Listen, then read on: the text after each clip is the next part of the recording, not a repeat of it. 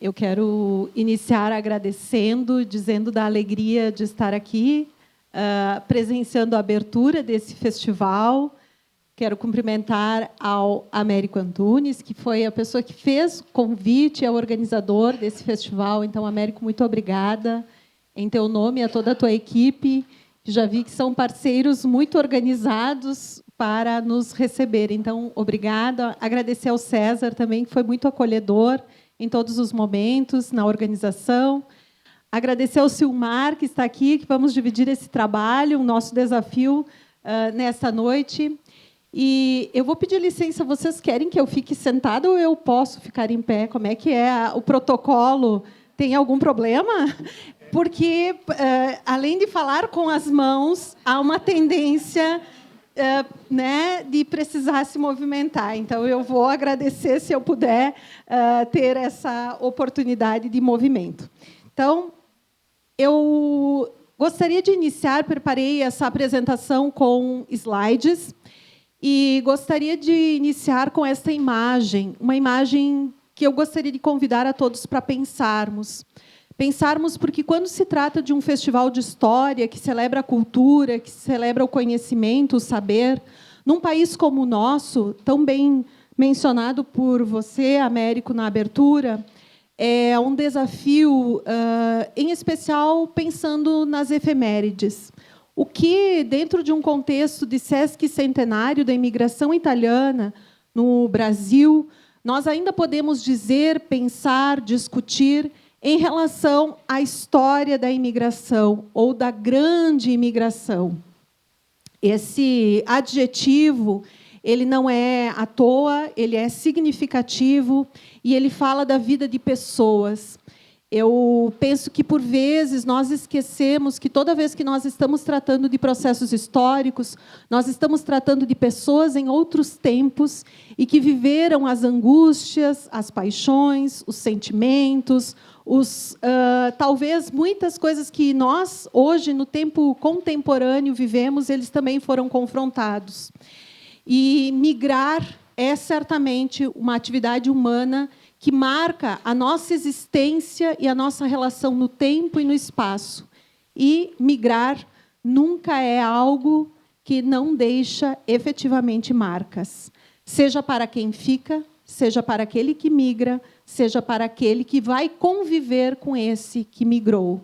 Então, nesse entrelaçamento de histórias e vida, o meu convite é que nós possamos pensar nas famílias, possamos pensar nas pessoas, possamos pensar a partir também dessas gerações, porque são várias gerações que se confrontam, se relacionam, se constituem, e que vão contribuir para tornar, de certo modo, um pouco do que nós estamos sendo nos dias atuais.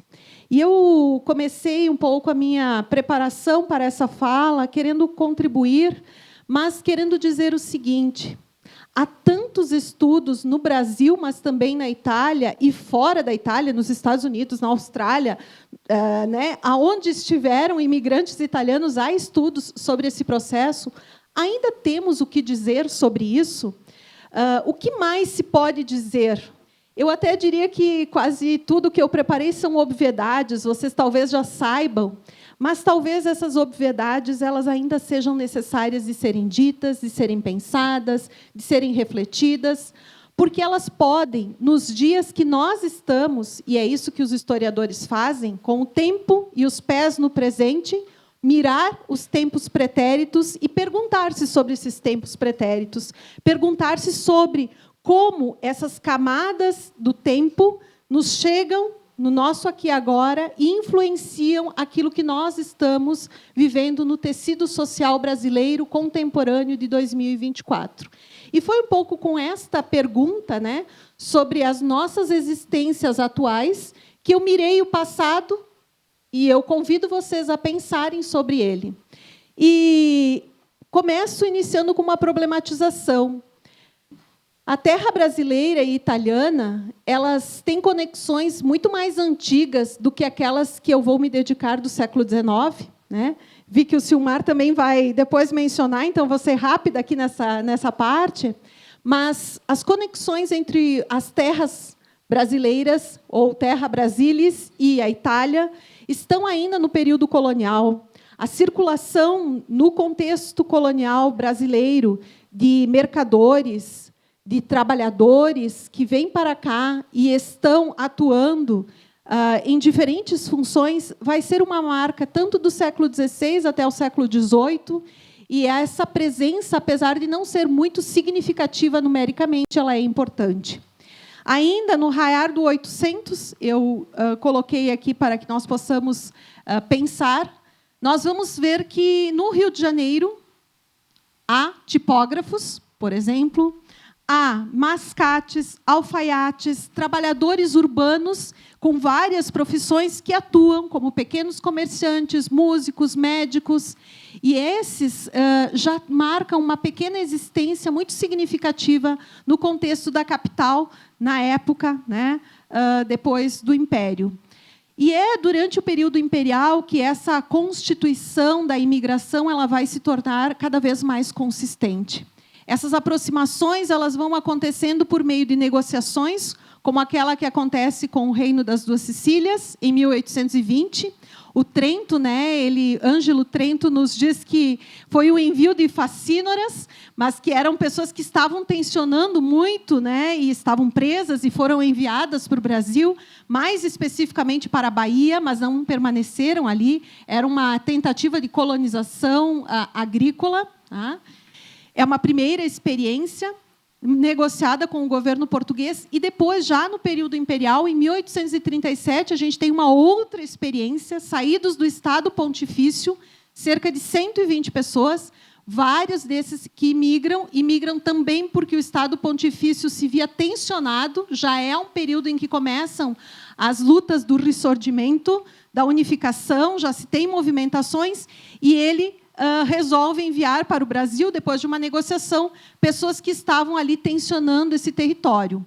Mais do que isso, a gente tem também um registro, eu acho que aqui é de conhecimento de todos, e que é importante também mencionar, tem uma vinculação muito forte com a história do Rio Grande do Sul, em especial, mas do Brasil como um todo, que são as migrações que acontecem no início do século XIX, do 800, e que são migrações de pessoas que tinham problemas políticos, perseguições políticas, e que vão escolher a América do Sul, não apenas o Brasil, por vezes eles entram no Uruguai ou Argentina e depois migram também para o Rio Grande do Sul.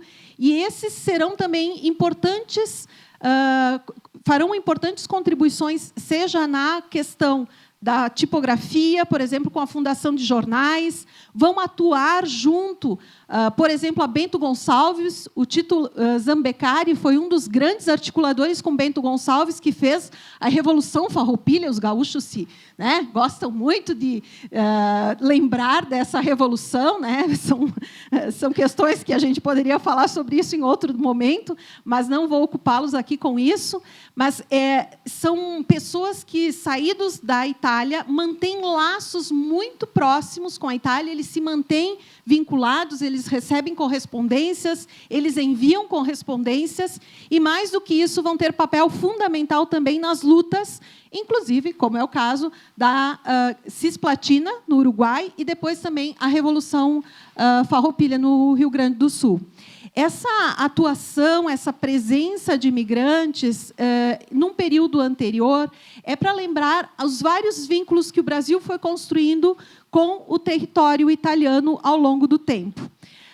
O Giuseppe Garibaldi, só para lembrar, né, ele vai ser depois, inclusive, utilizado para criar representações sobre o herói dos dois mundos, né, a forma como muitas pessoas o conhecem. Essas representações, elas são representações construídas com sentidos que são colados tanto em relação à atuação dele na Revolução Farroupilha, quanto na atuação dele depois na unificação italiana. Ainda um outro vínculo importante que é preciso lembrar aqui, me parece necessário, é o próprio casamento de Dom Pedro, né? Dom Pedro II, nosso imperador, vai casar, né? E, bom, dizem as várias biografias históricas que nós temos, não é meu objeto investigativo, mas dizem essas biografias que um pouco decepcionado, talvez nem sempre tão fiel, mas, no final, muito, né, respeitoso, e vai ter um casamento de longa duração com a Teresa Cristina, que é da dinastia Bourbon e que tem toda uma herança e que estava vinculada às duas Cecílias, e eles casam em 1843. Essas relações, esses vínculos, para pensarmos um pouco o 800 e para pensarmos como se criam condições de possibilidade, como explica Foucault, ou como são os contextos que vão se configurando e que vão dar subsídio para aquilo que será a grande imigração. É claro que eu falei aqui de alguns casos. Existem migrações espontâneas para o Uruguai, para a Argentina, e existem reimigrações. Então, os processos e os trânsitos desses que saem da Península Itálica, muitas vezes, inclusive, não pelos portos italianos, mas franceses, e chegam à América do Sul, são muito distintos. E é importante a gente perceber que o 800, num contexto geral, histórico, ele é um contexto de muitas transformações. A história humana ela é movida sempre por processos de permanências e transformações, por processos de relações e técnicas e tecnologias que se modificam. É claro que nós vivemos tempos em que esse aceleramento das tecnologias ela é muito mais rápido, como nunca foi na história da humanidade. Mas o 800 é um momento também em que acontecem questões muito significativas, por exemplo, de mudanças técnicas, tecnológicas e a afirmação, principalmente, do capitalismo. Essa afirmação do capitalismo ela vem acompanhada por mudanças próprias do 800, que é o século da ciência, é o século da escolarização e é um século também de invenções transformadoras. Eu até ousaria dizer que o mundo ficou menor ao longo do 800. Por quê? Por conta das mudanças relacionadas principalmente aos meios de transporte e comunicação. As pessoas puderam atravessar distâncias por meio de formas de comunicação e transporte que dantes se demorava muito mais. Uso o caso da locomotiva a vapor, uso o exemplo do motor elétrico, a questão do petróleo, o telefone, o telégrafo, as inovações relacionadas à fotografia, ao cinema, ao automóvel, questões vinculadas à relação do mundo, da vivência, da sociabilidade, da forma como as pessoas se relacionavam e se deslocavam. É no 800 também que surge o turismo. Havia antes as menções das secretárias.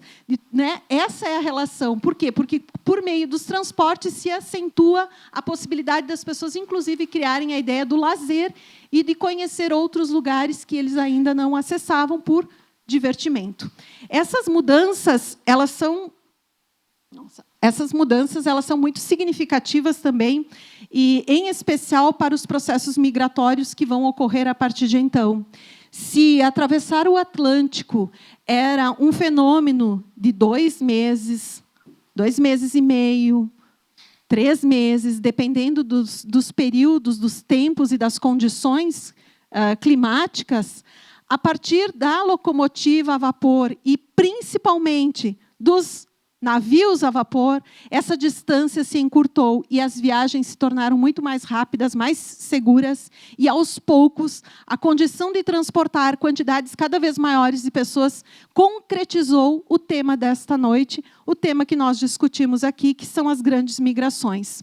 Não tem como entender, e eu ousaria dizer isso, espero que tenha outros historiadores depois para a gente discutir, e outros colegas também interessados, eu espero todos vocês, para que a gente discuta, não tem como entender a história mundial sem considerar os grandes deslocamentos humanos do final do século XIX. A história humana se transformou, e o continente americano em especial. Por quê? Porque não apenas da Península Itálica, mas de vários outros países europeus migram e transformam a sociedade não é só o Brasil, é a Argentina, é o Uruguai, é o Peru, é o Chile, é a Venezuela, é a Colômbia, mas é principalmente também os Estados Unidos. E é um período também de mudanças importantes, porque nós estamos saindo de um 800, que é uma era inglesa, para um 900, que será de um império estadunidense. Eu não vou falar norte-americano, é estadunidense, né? Vamos ser muito precisos aqui. E que nós, hoje, vivemos uma outra mudança de deslocamento geopolítico, porque as influências estão indo em direção à Ásia, né? E aí, olha, a Rússia e China é um deslocamento geopolítico importante, nós precisamos compreender. E não tem como entender isso sem considerar essas mudanças técnicas, tecnológicas, que são muito significativas, mas são também mudanças que estão muito arraigadas às práticas de sociabilidade, às práticas culturais, porque ensejar embarcações a vapor, além de transportar pessoas, produtos, se começa a ter também toda uma maquinaria disponível para acelerar a produção de livros, para permitir que existam outras noções de lazer, como é o caso do cinema. Então, as relações com o conhecimento, as relações com as práticas de sociabilidade e de convivência também estarão em ebulição, em transformação. E é nesse contexto que se insere as grandes migrações, entre elas as de saída da Península Itálica. Saem da Península Itálica e vão se dirigir para vários países. Eu quis apenas sintetizar aqui o que eu já mencionei, mas acho importante ainda destacar um outro ponto. Todas essas mudanças técnicas e tecnológicas, elas reverberam também em melhores condições de vida. Por mais que a gente diga e reconheça que viver nas cidades e o crescimento das cidades precariza a vida humana, ela também confronta a ter que desenvolver novas práticas de higiene e novas práticas de convivência social. E isso acaba, né, um processo civilizatório, como dizem alguns sociólogos, isso acaba por nos confrontar à mudança de hábitos e a uma mudança de práticas de vida mesmo, do viver, do conviver, de como nós cuidamos da saúde, e as pessoas, além de nascerem em maior número, vão viver um pouco mais. Um pouco mais. Não tanto quanto nós no século XXI. Tá? Mas é isso que está acontecendo nesse século do 800, tá? 19. E a Itália, a Península Itálica, o que vive essa Itália? Ela vive um processo marcado pelo Risorgimento, pelas concepções de unificação, e essa unificação serão guerras sucessivas por muitas décadas. Apesar do marcador temporal ser 1861, vocês sabem que o território italiano ele vai se configurar e reconfigurar até 1870, depois da Primeira Guerra Mundial novamente, depois da Segunda Guerra Mundial também tem novos ajustes, e essa questão ela é extremamente importante também para compreendermos as regiões de saída desses imigrantes. As lutas pelo ressurgimento, elas acabarão também mobilizando as pessoas e desgastando os vínculos. Eu confesso, Américo, agora que eu tenho dúvidas sobre o que eu vou falar, mas eu sou provocativa, né, e eu não vim lá da Serra Gaúcha à toa. Então, eu vou dizer. Eu vou dizer e depois eu saio correndo. A gente tem que entender também o seguinte, que sentimento de pertencimento é algo que nós construímos, não é dado no nascimento. As pessoas não são simplesmente italianas. Nós, agora, miramos para aquele passado e chamamos eles de italianos. Mas aqueles que migraram a partir de 1870, 75, em grande volume para o Brasil, eles vinham de um país recém-constituído. Muitas vezes, eles vão ter lutas locais e disputas entre si, inclusive com preconceitos, porque eles vão se considerar diferentes. Eles não vão se aceitar assim tão facilmente essa pecha, né? Italianos. A construção da italianidade é um processo que se dá no Brasil no confronto com os outros por meio da diferença, e é um processo de nominação que acontece porque é conveniente. Daqui a pouco é bom ser reconhecido como tal, porque este processo de ser reconhecido como italiano me diferencia, me coloca numa posição, às vezes, de vantagem, e ela é bem-vinda. Mas, entre eles, haverá disputas. Eu vou contar eu não sei quanto tempo ainda, eu tenho só que controlar isso. Ui, tá. Não vai dar. Não vou contar nada. Não, eu vou contar. É um caso típico do Rio Grande do Sul, que eu acho muito bom vocês entenderem. Vários imigrantes fundam jornais. Eu vou mostrar depois, inclusive, né? E não é no Rio Grande do Sul, é em Santa Catarina, no Paraná. A gente tem assim, a Hemeroteca Nacional tem um acervo valioso de jornais dos que restaram digitalizados. E a Itália, por sinal, guarda em suas bibliotecas muitos materiais que foram produzidos no Brasil desse período. Muitos tipógrafos eram italianos, eles tinham domínio da arte, da tipografia, de uma forma bastante interessante. Além dos franceses, é claro. Mas, no Rio Grande do Sul, tinha uma disputa. 2 jornais, os 2 católicos, certo? Olhem bem, 2 jornais, os 2 católicos, os 2 publicados em língua italiana.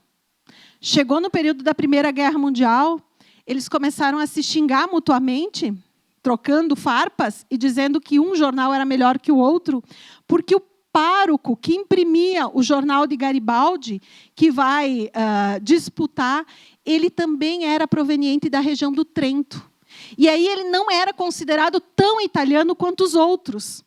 E havia essas disputas locais, eu vou só citar esse exemplo, mas para vocês perceberem que isso vai se fazer presente em todas as comunidades. É em São Paulo, é no Espírito Santo, é aqui em Minas Gerais, certamente, esses conflitos. Então, para que nós também não tenhamos uma visão romântica, né, os processos de constituição da italianidade vão acontecer no Brasil. E estão ligados, inclusive, à configuração do próprio Estado italiano. O Estado italiano, segundo alguns historiadores mais contemporâneos, é um Estado que, a despeito de ser muito jovem, de ter uma unificação tardia, ele é um Estado que vai ter muita perspectiva e uma perspectiva sagaz com relação aos imigrantes. Eu vou explicar um pouquinho sobre isso.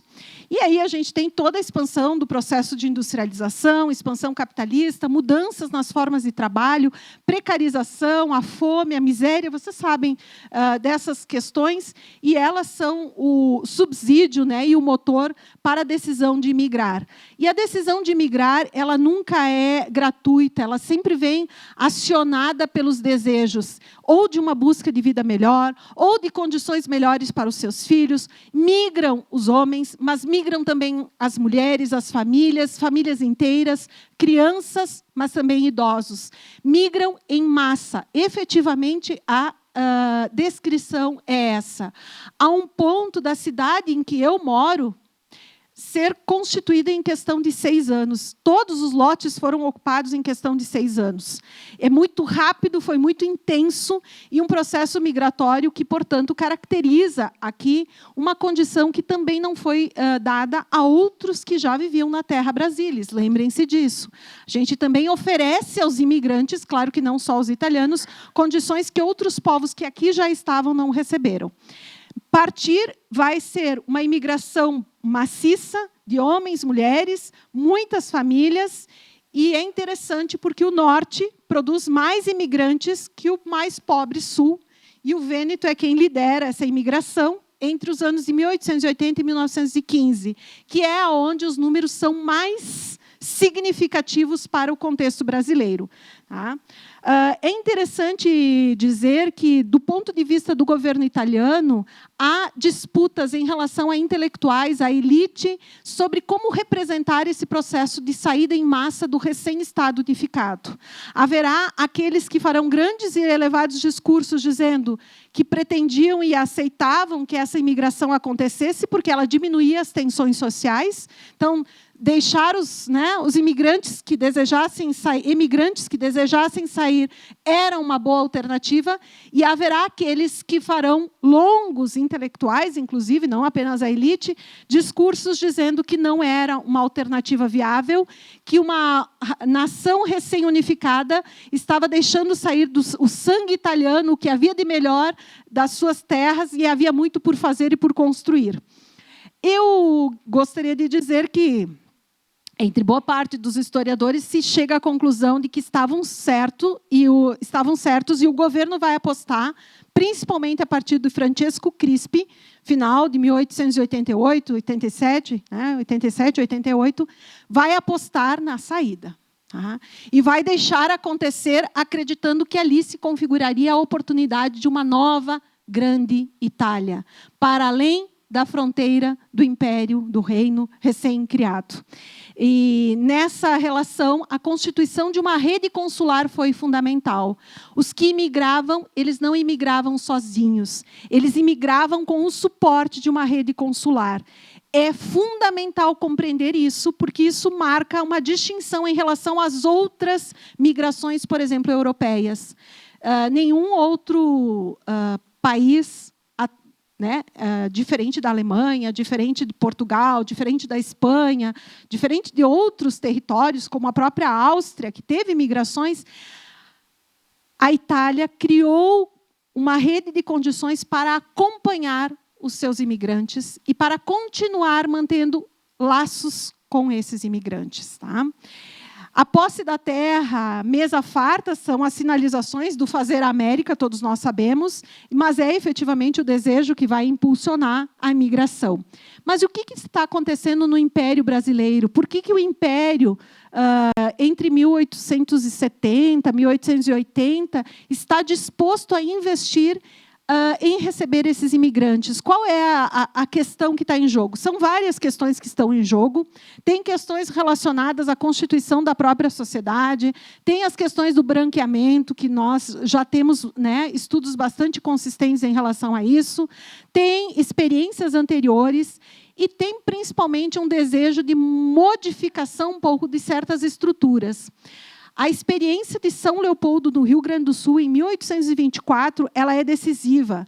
Eles distribuem as terras. Os imigrantes alemães, né, que eles não são alemães, na verdade, né, a Alemanha é posterior, mas saídos das terras que viriam a constituir a Alemanha, para ser um pouco mais precisa historicamente, eles serão muito importantes, principalmente para a expansão da produção agrícola, para a ocupação territorial, mas os lotes, as terras que eles vão receber serão de distribuição gratuita. E aqui está uma questão importante da expansão capitalista.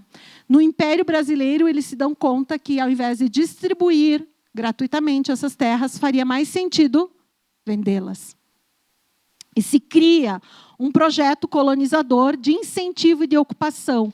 A partir de 1850, as terras brasileiras elas serão medidas, demarcadas, sinalizadas e separadas entre terras públicas e terras já ocupadas, e, portanto, se começa a fazer, né, a escrituração para os particulares. A questão da lei de terras é uma questão que é sempre muito importante para compreender esse processo, porque vai discriminar aqueles que serão proprietários e aqueles que não serão proprietários. E vai também criar uma possibilidade que foi dada aos imigrantes, a partir de então, de venda a longo prazo de terras, pequenas propriedades, e é uma experiência importantíssima para pensar o Brasil. Por quê? Porque a criação de colônias com pequenas propriedades, essas pequenas propriedades, pelo regulamento de 1867, não se permitia escravização, não podia ter mão de obra que não fosse livre e familiar. A venda, obviamente, o próprio regulamento já vai excluir, né, a oportunidade dos brasileiros que aqui viviam acessarem essas colônias e comprarem, o que é um problema muito sério, na minha opinião. Mas é o que aconteceu, então não adianta identificar. É o que aconteceu. E se dirige essas colônias, a partir desse regulamento, para a venda para os estrangeiros que aqui chegassem. É uma experiência extremamente diferenciada do tripé principal que constitui a história do Brasil: escravidão, latifúndio e, principalmente, a monocultura para exportação. Serão totalmente diversos: minifúndios, policultura, a produção de alimentos diversificada e, principalmente, né, com mão de obra familiar. Essa Constituição ela vai ser importante, ela vai dar origem a uma página importante mesmo da história do Brasil, seja do ponto de vista político, econômico, social. E eu ainda diria que, desse lado de cá, os interesses eles vão ser também de substituição, né, da mão de obra escravizada e de um processo que não é muito tranquilo, mas que vai envolver o próprio investimento do Estado. O governo imperial investiu, mas também as unidades, as províncias investiram. Tá? Se estima, pelo IBGE, a entrada entre 1860 e 1920 de 7 milhões de italianos. É um dado controverso. Eu estimo que isso está bem errado. Tá? Por quê, gente? Porque os dados da Itália e os dados do Brasil não fecham. Mas tem um outro problema também, que às vezes a gente não se dá conta, que são os processos de reimigração. O Rio Grande do Sul, por exemplo, tem entrada direto do Uruguai e da Argentina, de reimigrantes. Tem estudos já bastante consolidados sobre a presença de imigrantes italianos em Pelotas e Rio Grande que não aportaram no Brasil. Aportaram no Uruguai e depois reimigraram. E assim a gente vai encontrar no norte do Brasil, que aportam, por exemplo, na Venezuela, na Colômbia, e virão e adentrarão o território nacional. O fato é que o governo imperial vai fazer muita propaganda, tá? Vai propagandear a presença e a importância de vir para o Brasil. E há uma controvérsia aqui importante dessa diáspora. Tá? Eu vou acelerar. Mas essa vinda ela é basicamente em dois movimentos, ou espontânea, ou subsidiada, ou tutelada. Tá? Eu já vou explicar isso para vocês. Só quis marcar a questão da presença dos cônsules. Tá? Os cônsules serão elementos de ligação entre o governo, a pátria-mãe e as novas terras. E essa rede consular será extremamente significativa para muitas questões culturais. O investimento da Itália em manutenção da língua, em manutenção, e aí uma vinculação com o catolicismo e com as práticas culturais do catolicismo. E também, que era a maioria, né, não todos, mas uma maioria, que professava. E também as questões de acompanhamento e fomento para a formação de associações será extremamente significativo para a constituição de laços de pertencimento e de italianidade. A despeito, é claro, e aí eu sou uma pesquisadora muito vinculada a esse tema da história da educação, os imigrantes terem desejado aprender o português. A Itália, além de criar uma rede consular, ela vai, em 1901, criar efetivamente uma lei de imigração, tá, que é de 1901, tem o intuito de construir uma Itália no exterior. É uma lei importante porque cria uma estrutura administrativa que vai permanecer até os anos praticamente igual, até os anos 1925, e vai regular, inclusive, o valor das passagens. E é uma legislação que, no caso do Brasil, vai também estabelecer um regramento impedindo a imigração subsidiada. Tá? E isso tem repercussões importantes junto às autoridades brasileiras. Essa criação também dessa lei de imigração passa a fomentar o processo de alfabetização de adultos na Itália antes que eles emigrassem, e são publicados uma série de manuais para orientar esses imigrantes, para que eles não saíssem da península desorientados ou sem saber as condições básicas do que eles enfrentariam e do que eles precisavam conhecer. E aqui, basicamente, a estrutura, né, da imigração, um pouco sobre a travessia, que não é uma travessia tão fácil, apesar das embarcações a vapor terem tornado esse trajeto muito menor. A gente sempre tem denúncias, né, do amontoado que viviam ao fazer esse transporte, principalmente os mais pobres, aglutinados na terceira classe, as condições de comida, higiene, salubridade.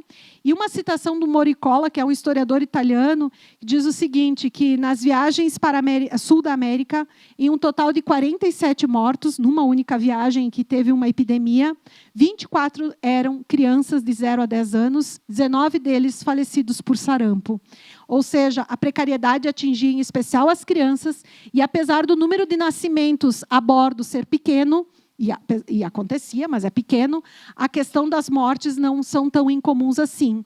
Como diz Halbach, né, a questão do sofrimento desse confronto com o desconhecido e a perda de parentes e pessoas da família gerou situações traumáticas a um ponto de hoje, passadas várias gerações, quando a gente encontra, né, pessoas mais idosas que falam sobre a experiência da família, muitas às vezes falam das perdas vividas nessa travessia. Apesar de, por vezes, isso não ser fato da sua família, de não ser assim numericamente tão extraordinário o número de perdas. Mas é a questão do trauma e da memória coletiva que permanece para as gerações posteriores. Opa. Eu acho que eu não estou sabendo para onde ir. Não, voltou para frente. Aqui. Então, a bordo tem várias denúncias, né, da precariedade, da ausência de médico. Essas questões elas são importantes. chegar, eu vou deixar para o meu colega falar sobre isso, né, da primeira experiência, né, que marca, né, uma experiência...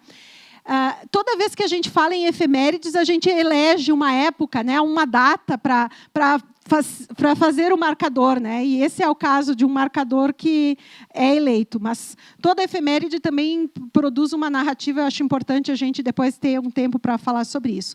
O chegar, no caso de São Paulo, né, a hospedaria no Rio de Janeiro, os processos de acolhimento, de revisão, né, muitas vezes ali se estabelecem os primeiros registros, o deslocamento para as províncias de destino, chegando ali, permaneciam alguns dias, fazia-se o registro e se encaminhava, ou para o interior paulista, ou para as Minas Gerais, ou para o sul do estado. Então, os destinos, né, por meio de paquetes, por vezes, dependendo, né, já pelo trem, dependendo do direcionamento. Então, o chegar, muitas vezes, é um fenômeno do encontrar-se com o diferente, do confrontar-se com outro idioma.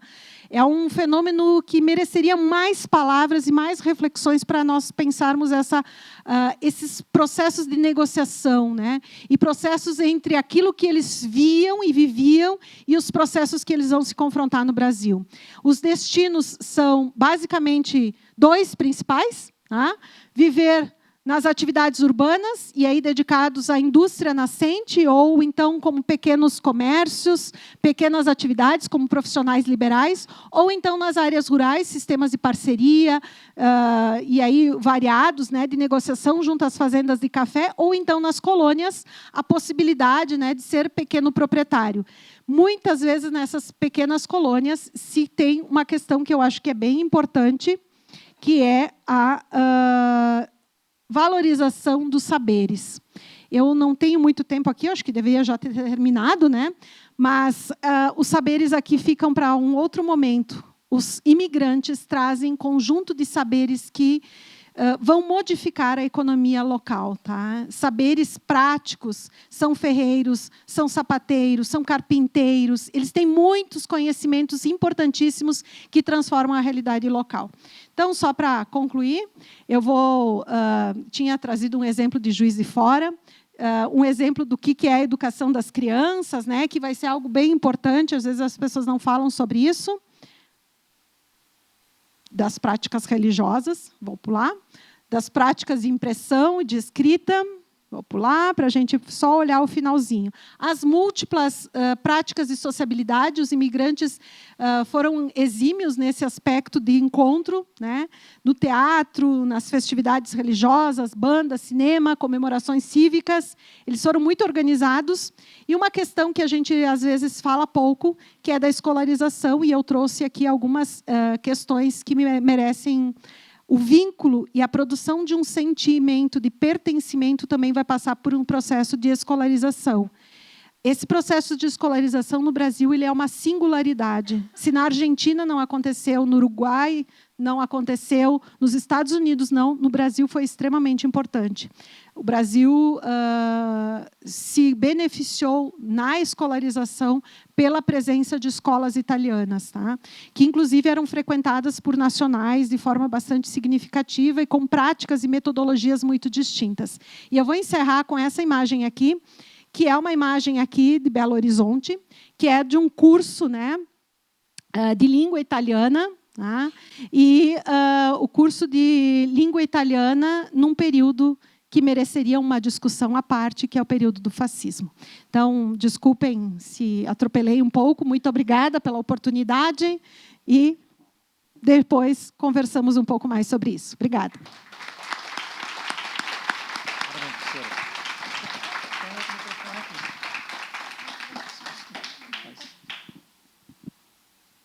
Ok? Buonasera a tutti. Gente, boa noite. Cumprimentando Terciana, minha colega aqui nesse momento. Acho que vou ficar em pé também, vocês me permitem, que a gente fala gesticulando, vai olhando. Vai. Boa noite, nossa cônsul-geral da Itália aqui em Belo Horizonte, Nicoletta Gomiero. No Espírito Santo nós temos Gumiero, de Trebaseleghe, Padova. Então, mais motivo para visitar o nosso estado. Ao Valentino Erisioli e a Silvana Erisioli, da Câmara de Comércio Ítalo-Brasileira aqui de Minas Gerais. Minha amiga, companheira, Silva Licciati, do Conselho Geral dos Italianos do Exterior, Fábio Fazoli, né, do presidente do Comites aqui de Minas Gerais. Também eu sou membro do Comites do Espírito Santo do Rio de Janeiro, né, pelo 2º mandato, e estou diretor-geral do Arquivo Público do Estado do Espírito Santo, onde trabalho quase 3 décadas. Me formei em jornalismo, em fotografia. Meu primeiro trabalho de fotografia foi com relação aos usos e costumes dos italianos no Espírito Santo. Também sou membro da Casa de Itália, uma associação, da Comunidade, também uma outra associação no Espírito Santo, do Instituto Histórico e Geográfico. Enfim, atualmente também eu sou comentarista da CBN Vitória, onde tem um programa semanal desde abril, chamado Nostra Gente. Vocês imaginem por que exatamente por conta dos 150 anos de imigração. Toda quarta-feira eu tenho um programa, né? Então vou citar alguns deles aqui. E agradecer ao nosso amigo Américo pelo convite, pela organização. Fico muito honrado em estar participando. Quero dizer que me sinto muito à vontade aqui em Minas Gerais, aqui em Belo Horizonte, até porque, historicamente, vocês sabem que aqui era a capitania do Espírito Santo, essas terras pertenceram ao Espírito Santo, mas aí vocês descobriram ouro, né? Vocês descobriram ouro aqui, e nós ficamos com a parte do mar, né? Então, hoje nós temos praia, em Minas Gerais não tem praia, mas vocês são muito bem-vindos às praias do Espírito Santo, tá bom? Tá bem. O ouro não ficou para ninguém. Então, assim, a gente tem... Então, vamos lá. Eu dividi a minha apresentação. Se a gente tivesse combinado, né, seria porque a gente praticamente bebeu na mesma fonte. Então, a minha parte vai ser bem rápido, porque já foi abordado pela professora. Né, mas a primeira parte ela é sobre os italianos desde a época do descobrimento, por isso essa imagem aí das caravelas do descobrimento da América, de Colombo. Depois eu vou falar, então, só para introduzir a parte da imigração em massa, que é a Expedição Tabaque, né, que teve início no Espírito Santo em 1874, daí o fato de ser os 150 anos. E também, como o Antunes me pediu para eu falar sobre o trabalho nosso no Arquivo Público com relação à imigração italiana. E a última parte é sobre no Esse Ano na História, que é o tema dos 150 anos, daquilo que a gente realizou no Espírito Santo durante esse ano. Né? Então, só para citar... Eu coloquei a imagem aqui porque existe uma disputa também, a Silvia acompanha também, né, Silvia? Essa questão da lei que reconhece o Espírito Santo como berço, aí entrou o pessoal de Santa Catarina, o Rio Grande do Sul sempre falava que era o Rio Grande do Sul também, né? Aí entrou o pessoal de Santa Catarina, não, foi aqui primeiro e tal, então eu resolvi, vamos começar lá com as caravelas lá de Colombo, para falar que tinha italianos ou itálicos, né? Vamos falar itálicos. A gente tem que falar que era italiano, senão a gente vai perder o Dante Alighieri, Boccaccio, né? o Leonardo da Vinci. Então, eles eram italianos, mas a gente pode estar falando de itálicos também. Enfim, só para dar início aí, eu tenho que passar aqui. Onde que é? Aqui passou à frente, né? Só para dar início. Então, a primeira parte, praticamente, nós bebemos na mesma fonte. Fui falando aí da presença dos italianos, né? Essa diversidade, marinheiros, mercadores, arquitetos, isso foi tudo abordado pela professora, né? Geógrafos, ainda aí passando durante todos esses primeiros séculos aí da colonização do Brasil, né? Inclusive a expedição militar também do Reino de Nápoles, ali com 600 italianos contra os holandeses na Bahia, em Pernambuco. Século XVII e XVIII é bem menor, né? E continua aí, né? Homens do Mar, alfaiate, sempre vindo aí na esteira desses aventureiros, né? De algumas profissões que vieram para o Brasil nesse momento, né? E também ela falou da expedição da imigração política, né? Tem a instituição, então, da primeira constituição da sociedade surgida no Brasil, que é a Itália Unita, que ela nasce assim oficialmente como colônia italiana, né? Em relação também a essa emigração política, né? Exatamente para dar suporte a essa redenção nacional, a unificação da Itália. E também uma outra foto aí teológica, também, se a gente tivesse combinado, né? Da nossa imperatriz Dona Teresa Cristina, napolitana, obviamente, com casamento com o nosso Dom Pedro II, né? Em 1842. Aí sim, em 1836 foi constituída a colônia Nova Itália, ou Dom Afonso, lá na província de Santa Catarina, com 132 imigrantes do Reino da Sardenha, né, que é Piemonte, Sardenha, Ligúria. E em 37, então, a imigração forçada já foi dita aqui também. Em 1858, tem uma referência de 1.000 imigrantes para a Bahia, e também 29 para o Espírito Santo, também tem um grupo aí menor, de quase 30 pessoas para o Espírito Santo, chegando até o censo de 1872, né, que falava que registrava aí o número de 6.000 italianos para o Brasil. Bom, essa é só uma introdução para a gente entrar nessa segunda parte, então, que é o início da imigração em massa. Ela modifica completamente, ela tem outro retrato, foi muito abordado aqui, ela passa a ser uma imigração eminentemente camponesa, né, de famílias, núcleos familiares, né, que aos grupos e aos montes partiam das comunas, às vezes deixava comunas sem habitantes, né, de tanto que foi essa movimentação. E essa expedição Tabaque, então, ela inicia...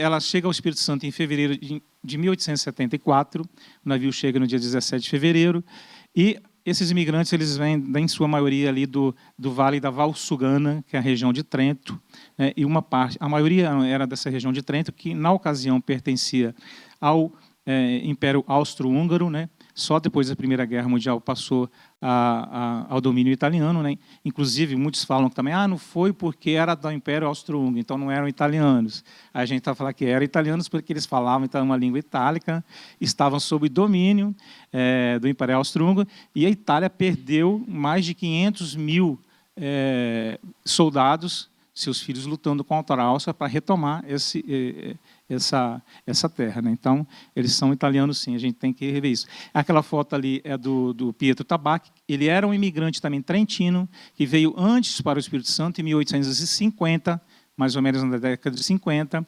Ele teria fugido, ele era um estudante de medicina, e teria fugido da Itália por conta de dívidas, alguma coisa assim. Mas o Renzo Grosselli, que fez esse levantamento, ele fugiu da Itália, ele adquiriu uma propriedade, depois veio o irmão também dele, chamado Carlo Tabacchi, ele adquiriu uma propriedade ali onde hoje é o município de Aracruz, mais ou menos ao norte de Vitória, né, uns 50 a 100 quilômetros ao norte de Vitória.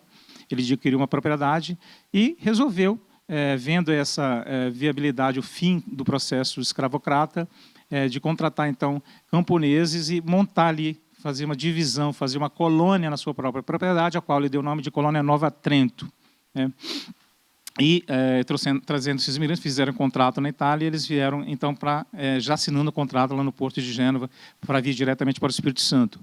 Essa ilustração é do navio Amerigo Vespucci, ele é um navio da Marinha Italiana.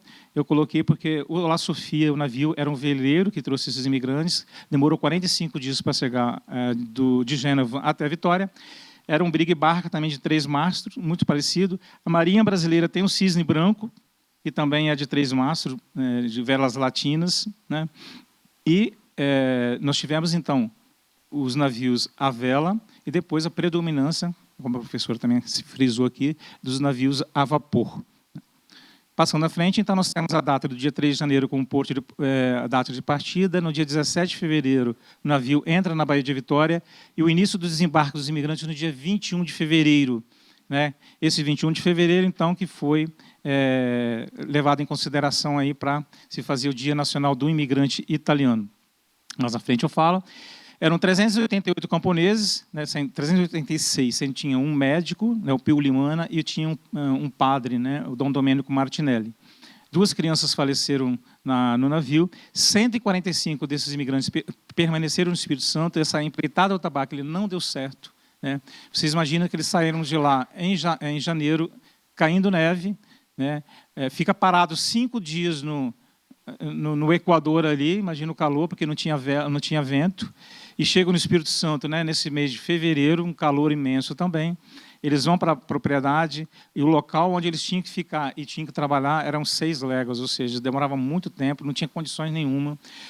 Teve uma epidemia que atingiu 60 pessoas, morreram 14, ou seja, houve uma revolta, inclusive quase houve o uso da violência, né, com armas. Lógico que todos eles tinham armas, né, até para se defender na floresta. E a maioria partiu de lá, então 240 partiu do Espírito Santo, exigiram ser transferidos para outras colônias. Como é que eles sabiam? Existiam pessoas no Espírito Santo, naquela região, que eram rivais do tabaco, né, que avisaram para eles assim: olha, vocês vão ficar aqui com tabaco, vão pagar mais caro por uma terra do tabaco. Aqui perto, em Santa Leopoldina, tem uma terra que é muito mais barata do governo, né, e no sul também tem. Então, quer dizer, eles se articularam aí. Parte desse grupo veio, então, para Santa Maria de Soledade, aqui no Rio Grande do Sul, né? 15 famílias chegaram em fim de 1874 no Rio Grande do Sul, e também na colônia Assungui, no Paraná, 7 famílias, Enfim, então, a partir dessa expedição Tabaco, com essa quantidade de pessoas, com agricultores, essa é a nova configuração da grande imigração, da imigração em massa. Ela tem um ponto de partida, que é fevereiro de 1874. A partir de 75, diversos navios, também para o Espírito Santo e principalmente para o Paraná, Santa Catarina e o Rio Grande do Sul, mas Rio Grande do Sul. Né? E depois, Paraná teve uma migração muito interna de São Paulo, Santa Catarina também, né? Tem todo esse processo. Então, nós tivemos o historiador que levantou todos esses dados, o Renzo Grosselli, Colônias Imperiais na Terra do Café, também fez um trabalho no Paraná, em São Paulo, em Santa Catarina. Dados gerais aí, esse aí na Wikipedia, né, da imigração italiana, a maioria dos imigrantes da região do Vêneto, né, segundo Campânia, depois Calábria, esses calabreses e campanos mais para São Paulo, né, e depois lombardos, os estados do sul e também o Espírito Santo tem uma configuração muito parecida, são a maioria dos imigrantes do norte, e eles buscavam lá colônias realmente terem um lote de terra para trabalhar. Mas no Espírito Santo também nós tivemos casos, pelo menos 35% de imigrantes que foram trabalhar nas fazendas. Esses aí são os dados então coletados por nós no Arquivo Público, um trabalho que eu coordenei. Nós temos numericamente e estatisticamente aí, pelos levantamentos que nós fizemos nas fontes, em números e passando aí, só um dado para a gente ter uma ideia de que foi essa imigração italiana nesse período de 1870 a 1970, ou seja, em 100 anos de imigração. Nós tivemos uma movimentação de 24 milhões de italianos. Isso não significa, como foi frisado pela Terciana também, que nem todos saíram, né, e permaneceram. Tinha esse movimento de ir e voltar também, principalmente nos Estados Unidos, né, que teve uma imigração muito mais sulistas, eles iam e voltavam. No Brasil ocorreu muito disso. Nós tivemos 1,5 milhão de italianos que vieram para cá, mas muitos voltaram também, né, por conta da situação aqui. Depois tivemos a proibição da imigração. Então, esse aí é o contexto da imigração. Coloquei essa foto para ilustrar a colheita do café. Era o sonho, né, de todos estarem aqui, terem a sua própria propriedade. Isso traduz muito do que foi o Espírito Santo, traduz muito do que foi Minas Gerais e São Paulo, principalmente São Paulo, eventualmente 70%, e os estados do Sul, né, mais diversificados, com diversas colheitas, diversos tipos de produtos. Okay? Então, é isso. Essa imigração, ela tem esse contexto diversificado em cada das regiões, e o Espírito Santo tem essa característica, né, de receber diretamente imigrantes que vieram da Itália, porque o Espírito Santo fica antes do Porto do Rio de Janeiro. Né? O Porto do Rio de Janeiro era a capital do Império. Então, todos os navios que partiam de Gênova praticamente paravam no Porto do Rio de Janeiro, depois seguiam para o sul ou trocavam de embarcação. Muitos dos que entraram no Espírito Santo também foram para o Rio de Janeiro, trocaram de embarcação, mas nós temos uma imigração direta de Gênova para a Vitória, né, desde o início da migração, como foi a expedição Tabaque. Então, vou abordar agora o que a gente faz no Arquivo Público, em termos de projeto que nós realizamos desses levantamentos. Já passei alguns dados. Nós temos o projeto Imigrantes Espírito Santo, que faz o levantamento desses dados de todos os imigrantes. O que diferencia o nosso projeto dos outros é que a gente faz cruzamento de dados. Né? É um trabalho bem minucioso e detalhado de cada imigrante. Né? Os outros arquivos têm digitado cada lista e colocado à disposição. Quando a gente faz a comparação, por exemplo, com as listas, a gente vê algumas coisas bem diferentes, como essa família que é Zenorini e Antônio, que é uma lista lá da entrada no Rio de Janeiro, da hospedaria, e na nossa hospedaria está alguma coisa parecida com Lessonos, alguma coisa assim, antônimo, e vocês veem que praticamente são os mesmos membros da família. E quando a gente recebeu um documento da Paulina, ali embaixo, de 18 anos, a gente viu que ela era Zenorini. Então, na nossa base de dados, a gente coloca Zenorini e nós colocamos a referência nas variações de sobrenome Lessonos. Então, isso a gente faz diariamente, alimenta essa base de dados. Ela é interativa, né? Ela é interativa e a gente incentiva os familiares a cederem documentos para a gente, certidões de nascimento, passaporte, óbito, enfim, inclusive fotografia, e daí a gente emite esse documento chamado Registro de Entrada de Imigrante, que pode ter até 50 diferentes tipos de informação para cada imigrante, né? Então, é um trabalho que já vem sendo feito aí desde 1995, para vocês terem uma ideia. E nós temos uma unidade móvel aí que a gente distribui esses registros no interior. Nós somos convidados a participar de festas, de eventos no interior, inclusive em escolas, né? Em escolas, e a gente leva, nós temos uma van, essa van, e a gente é um escritório móvel. Geralmente, aos finais de semana, a gente leva essas informações com o Projeto Imigrantes nas comunidades, não só italianas, né, mas pomeranas também. Nós temos uma diversidade étnica muito grande, né, os alemães de diversas regiões, né. Nós temos a base de dados disponível também na internet, né, no site imigrantes.s.gov.br, quem quiser acessar para verificar.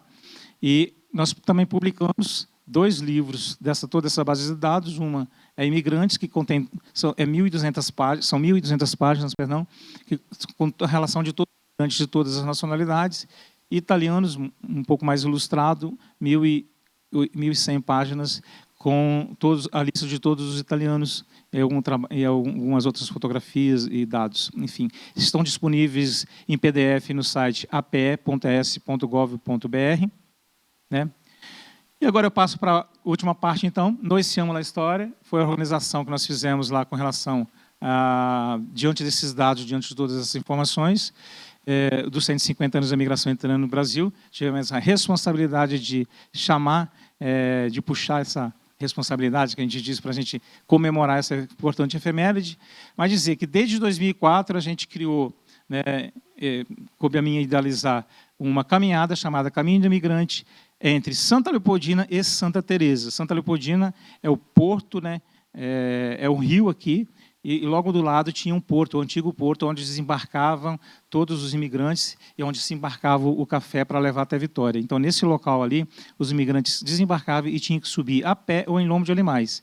Nós criamos esse evento, é uma caminhada de 28 quilômetros, a Silvia não foi ainda, prometeu várias vezes, estão todos convidados, inclusive para conhecer os gumieiros no Espírito Santo, convidar o casal, né, do consulado para participar da caminhada, que é no dia 1º de maio, todo 1º de maio a gente faz, ou seja, uma atividade turística, né, de lazer, para comemorar a imigração também.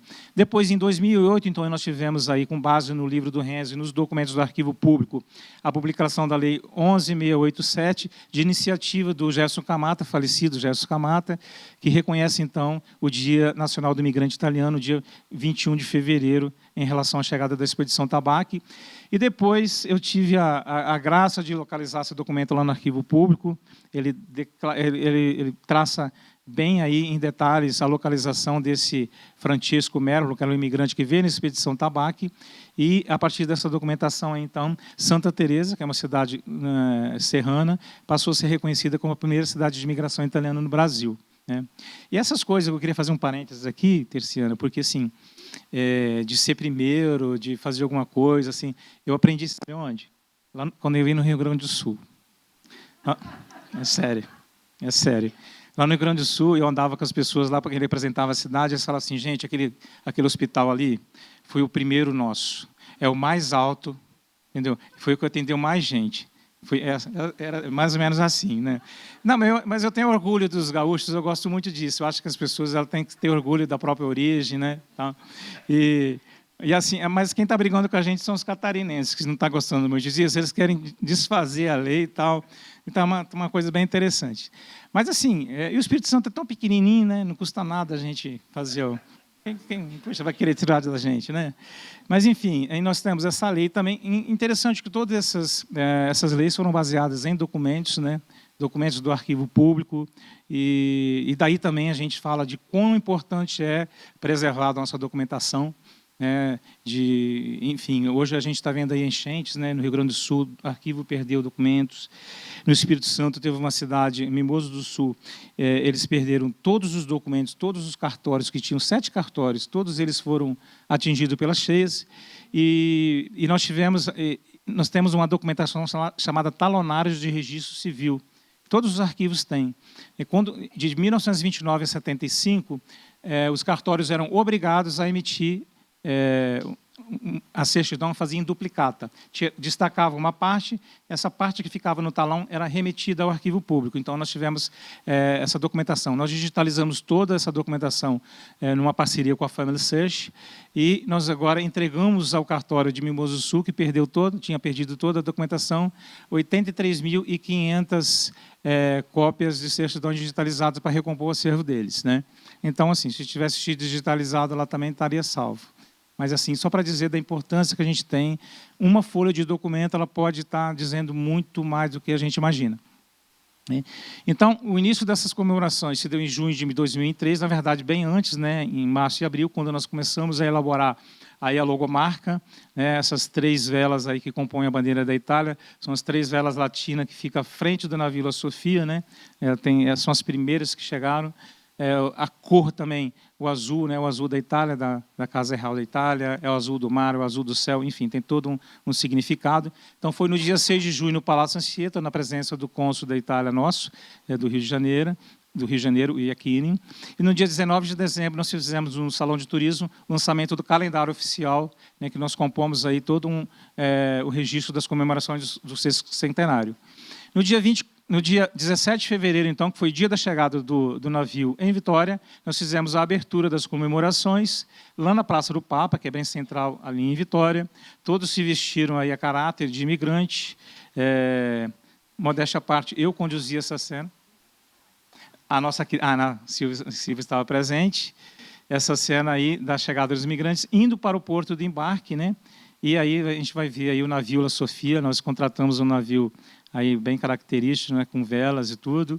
E até nós fizemos essa travessia, né, a Silvia também teve essa oportunidade de ir, então, da Praça do Papa, de um percurso de 4 a 5 quilômetros, até o Porto de Vitória, no local exato onde os imigrantes começaram a desembarcar no Espírito Santo há 150 anos atrás. Depois teve uma missa polifônica, né, com mais de 100 coralistas lá. E, lógico, depois teve o tombo da polenta, aí a festa, né, daí mais. E do dia 31 ao dia 2 de julho, nós realizamos o Festival da Cultura Italiana, também na Praça do Papa, né? Aí todos os do interior, todos os grupos de danças vieram para confraternizar em Vitória, né? E durante todo esse período, obviamente, todos os municípios que têm a organização e que têm a organização de alguma festa, que têm alguma associação, fizeram alguma atividade nas suas festas regionais, como a Festa da Polenta, que é muito conhecida, né? Desde Nova Venécia, no norte, Vila Pavão, que tem seus eventos conhecidos sobre imigração, também fizeram em homenagem aos 150 anos.